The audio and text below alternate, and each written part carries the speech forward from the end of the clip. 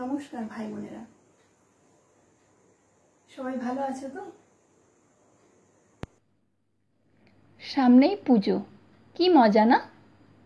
আচ্ছা, তোমাদের সবার জামা কেনা হয়ে গেছে? বাহ, বেশ। আচ্ছা, এই জামা কিনতে কি লাগে বলো তো?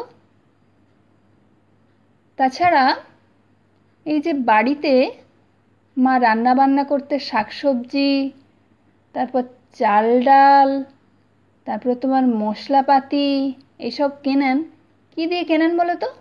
জানো তোমরা? ঠিক বলেছ, টাকা। টাকা তোমরা সবাই দেখেছো, তাই না? কিন্তু পয়সা অনেকে দেখোনি। চলো, আমার কাছে কিছু সংগ্রহ আছে, তোমাদেরকে দেখাই। দেখো, এগুলি সব কয়েন। এগুলি ধাতুর তৈরি, তাই এগুলিকে ধাতু মুদ্রা বলা হয়। এগুলিকে বলে নোট। এগুলি কাগজের তৈরি, তাই এগুলিকে বলে পত্র মুদ্রা। টাকা তোমরা সবাই দেখেছো, কিন্তু অনেকেই আছো যারা পয়সা দেখোনি, বিশেষ করে এই সমস্ত পুরানো পয়সাগুলো, অনেক দিন আগের পয়সা।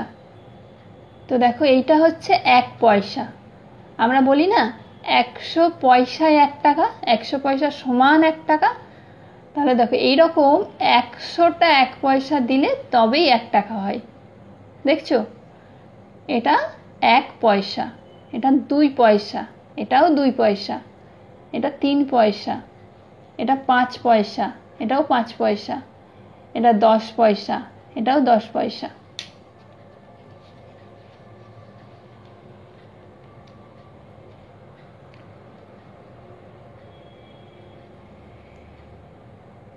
এটাও 10 পয়সা, এটা আবার একটু বড় ধরনের, দেখছো, বড় আকারে। এটাও 10 পয়সা, এটা ছোট্ট 10 পয়সা। বিভিন্ন সময়ে দেখছো পয়সাগুলির আকার কেমন পরিবর্তন হয়েছে। এটা 20 পয়সা, এটাও 20 পয়সা, এটার থেকে এটা আবার আলাদা কেমন। এটা 25 পয়সা। 25 পয়সাকে সিকি বলে, তোমরা আগেই জেনেছো। 4টে 25 পয়সায় 1 টাকা, 4টে সিকিতে 1 টাকা। এটা অদ্রনীল ভাই বলো, এটা? হ্যাঁ ঠিক, এটা 50 পয়সা। 50 পয়সাকে কি বলে? আধুলি বলে। দুটো 50 পয়সায় 1 টাকা হয়। এই যে 1 পয়সা থেকে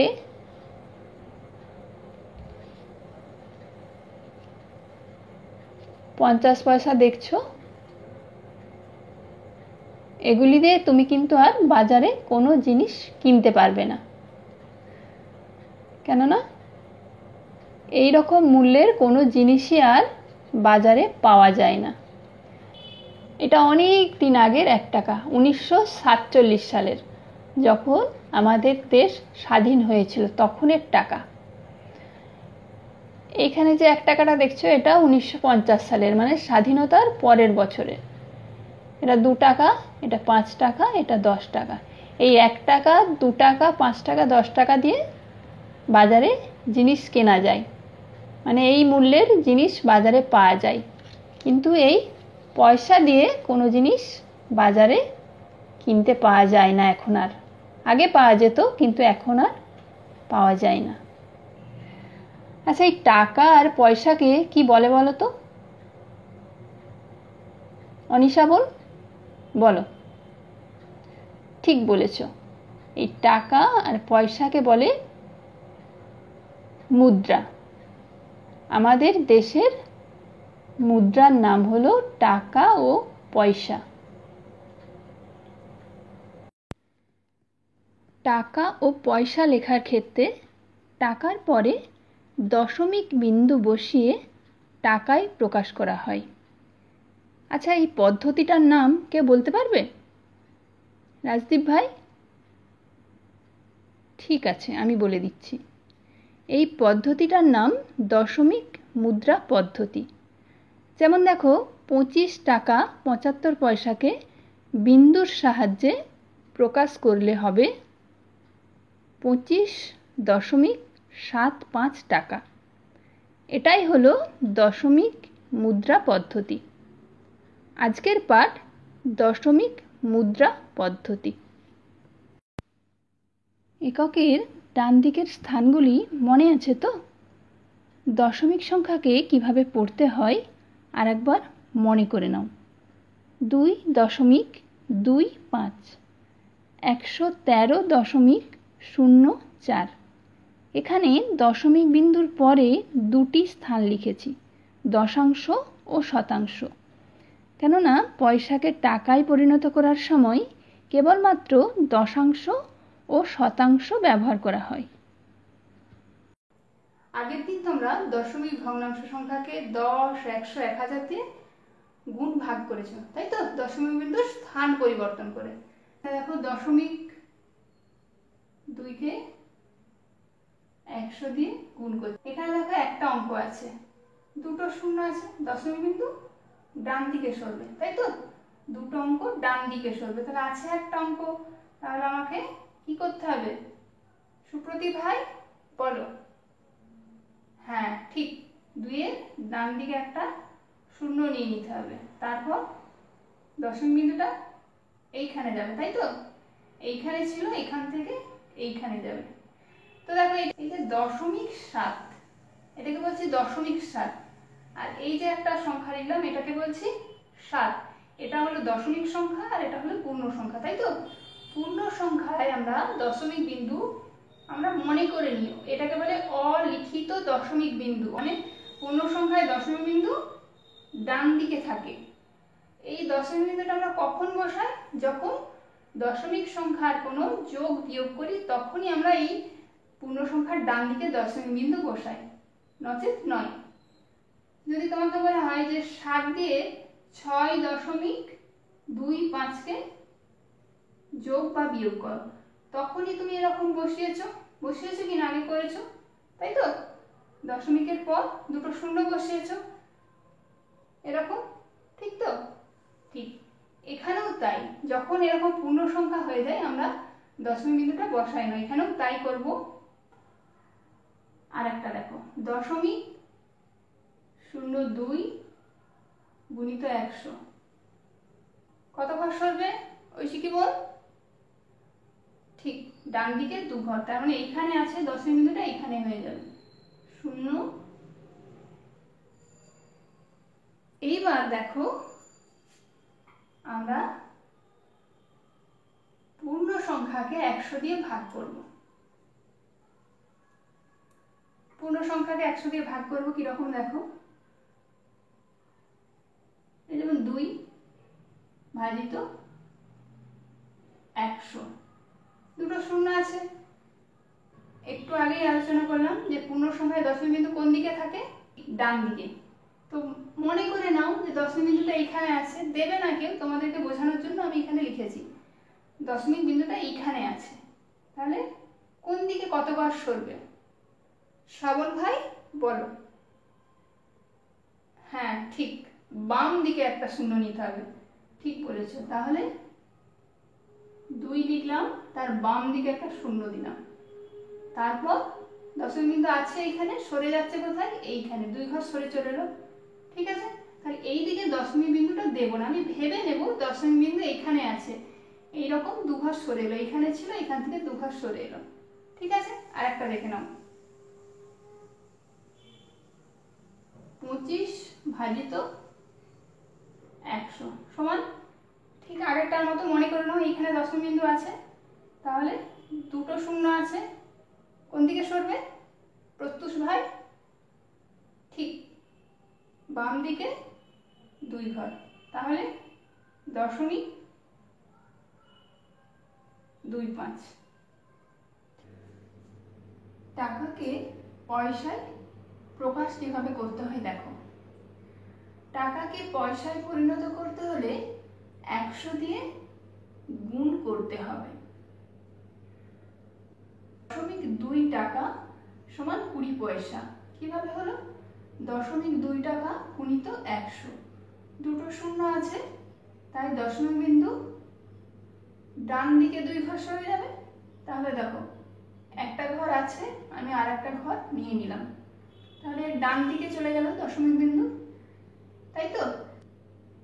তাহলে 0.2 টাকা সমান 20 পয়সা। তারপর দেখো 0.02 টাকা সমান 2 পয়সা। দেখো 0.02 টাকা গুণিত 100, 100 দিয়ে গুণ করছো, দুটো শূন্য আছে, দশমিক বিন্দু ডান দিকে 2 ঘর সরে যাবে। দেখো এইখানে ছিল, এইখানে চলে এলো, ঠিক আছে? তাহলে 0.02 টাকা সমান 2 পয়সা। তারপরে দেখো 8.35 টাকা সমান 735 পয়সা। 7.35 টাকা গুণিত 100 সমান 735 কিভাবে হলো? না, এই যে দশমিক বিন্দুটা 2 ঘর ডান দিকে সরে যাবে, দুটো শূন্য আছে, 2 ঘর ডান দিকে সরে যাবে, তাহলে কত হলো? 735 পয়সা। 7.35 টাকা সমান 735 পয়সা। আচ্ছা, তোমরা তো কেউ জিজ্ঞাসা করলে না যে এখানে টাকা আছে, এখানে পয়সা হচ্ছে কেন, এককটা পয়সা লিখছি কেন? কেউ বলতে পারবে? কি পারবে না? এখানে এককটা দেখো টাকা আছে, আর এখানে যখন সমান দিয়ে এককটা লিখছি পয়সা লিখছি। কে বলবে? আদৃত ভাই? হ্যাঁ, ঠিক বলেছো, 100 দিয়ে গুণ করছি বলে। ঠিক, এখানে বলাই আছে দেখো, টাকাকে পয়সায় পরিণত করতে হলে 100 দিয়ে গুণ করতে হবে। টাকাকে যখনই তুমি 100 দিয়ে গুণ করবে তখনই সেই এককটা পয়সা হয়ে যাবে। এটা ভালো করে মনে রাখবে। দেখো ছোট্ট করে আমি লিখে দিচ্ছি, টাকা গুণিত 100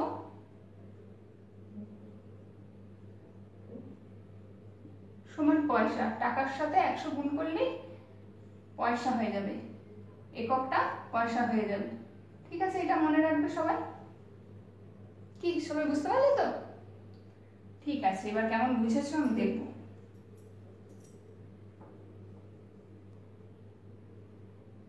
দশমিক 7 টাকা সমান কত পয়সা? কে বলবে? ঋদ্ধিমান ভাই, তুমি বলো। ঠিক, 0.7 টাকা সমান 70 পয়সা। কিভাবে হলো বন্ধুদের একটু বলে দাও। হ্যাঁ ঠিক, দশমিক বিন্দু 2 ঘর ডান দিকে সরবে। একটা অঙ্ক আছে আর একটা অঙ্ক নিয়ে নিলাম, তাহলে দুটো ঘর হয়ে গেল, ডান দিকে দশমিক বিন্দু সরে গেল। ঠিক,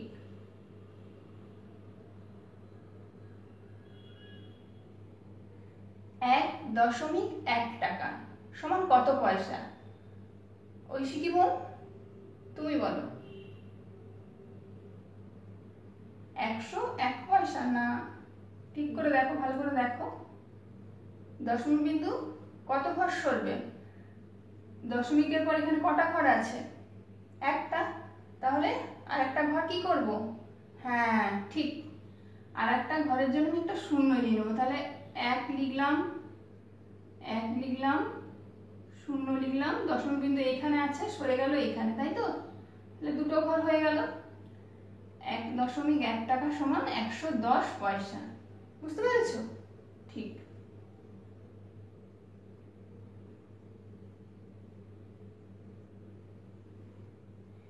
$3.15 টাকা সমান কত পয়সা? কে বলবে এটা? শ্রাবণ ভাই, তুমি বলো। হ্যাঁ ঠিক বলেছো, দশমিক বিন্দু ডান দিকে 2 ঘর সরে যাবে, তাহলে এটা কত হবে? 315 পয়সা, তাই তো? বাহ, খুব ভালো। এইবার দেখো পয়সাকে কিভাবে টাকায় প্রকাশ করতে হয়। পয়সাকে টাকায় পরিণত করতে হলে 100 দিয়ে ভাগ করতে হবে। 1 পয়সা সমান 0.01 টাকা। কি করে হলো? দেখো 1 পয়সাকে 100 দিয়ে ভাগ করা হচ্ছে, একের পর দুটো শূন্য আছে, তার মানে দশমিক বিন্দু কোন দিকে সরবে? বাম দিকে 2 ঘর সরবে, তাই তো? একটু আগেই বললাম যে পূর্ণ সংখ্যায় অলিখিত দশমিক বিন্দুটি ডান দিকে থাকে, তাই তো? তাহলে এইখানে আছে মনে করো দশমিক বিন্দুটা, আর এখানে একটাই অঙ্ক আছে, তাহলে কি করব, বাম দিকে আর একটা শূন্য নিয়ে নেবো। দেখো একটাই অঙ্ক আছে, তার বাম দিকে একটা শূন্য নিয়েছি, তারপর দশমিক বিন্দু বসিয়েছি, তাই তো? তাহলে এখানে লিখবো না বিন্দুটা, মনে করে নেবো যে দশমিক বিন্দুটা এখানে আছে, ঠিক আছে? তারপর দেখো 66 পয়সা সমান 0.66 টাকা। 66 পয়সা ভাজিত 100, দুটো শূন্য আছে, এখান থেকে এখানে চলে এলো, তাহলে 0.66 টাকা, ঠিক আছে? তারপরে দেখো 325 পয়সা সমান 3.25 টাকা। 325 পয়সাকে 100 দিয়ে ভাগ করছি, দেখো দশমিক বিন্দু আছে কোথায়, এইখানে 2 ঘর বাম দিকে আসছে, তাহলে এইখান থেকে এইখানে চলে এলো বাম দিকে, তাই তো? তাহলে 325 পয়সা সমান 3.25 টাকা। আগের মতো জিজ্ঞাসা করি তোমাদের, যে এখানে পয়সা আছে আর এখানে টাকা লিখছি কেন? ঋতুশ্রী বোন বলো। ঠিক, পয়সাকে 100 দিয়ে ভাগ করছি বলে একক টাকা হয়ে যাচ্ছে, একদম ঠিক। তাহলে এখানে এটা মনে রাখবে যে পয়সা, সবাই মনে রাখবে, পয়সা ভাজিত 100, যখনই পয়সার সঙ্গে 100 ভাগ করবে তখনই তার এককটা হয়ে যাবে টাকা, ঠিক আছে? আচ্ছা, এবার তোমাদেরকে জিজ্ঞাসা করবো,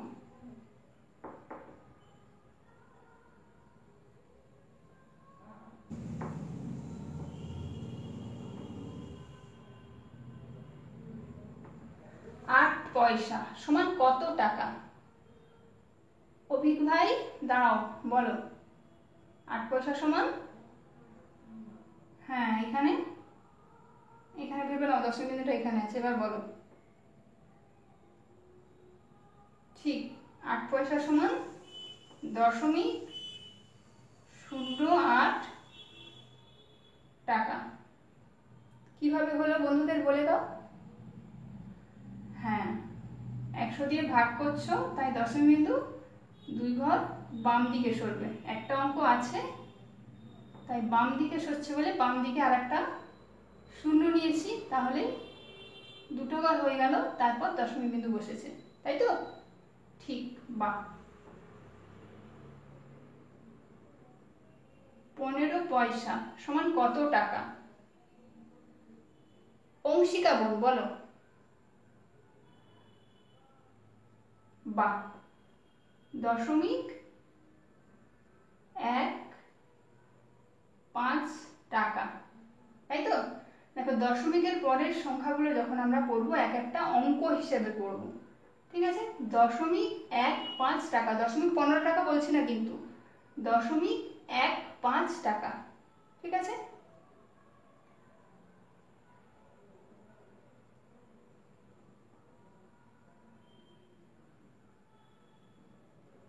$303 পয়সা সমান কত টাকা? অন্বেষা বোন বলো। বা খুব ভালো, দশমিক বিন্দু এখানে আছে মনে করো, 2 ঘর বাম দিকে এলো, তাহলে 303 পয়সা সমান 3 দশমিক, তারপর হ্যাঁ 0.3 টাকা। বা